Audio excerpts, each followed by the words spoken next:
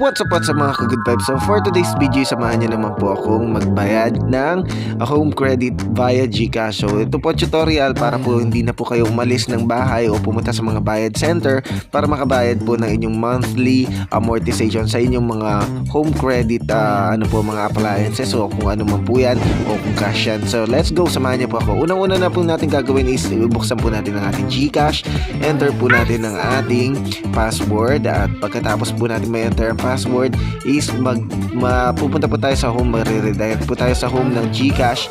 Yan, so remind later, close lang po natin yung mga yon. So meron po yan send, load, transfer, tsaka bills. Doon po tayo sa bills. Pagkatapos pagka makita po natin dyan, merong credit cards, may mga loans. So doon po tayo sa loan.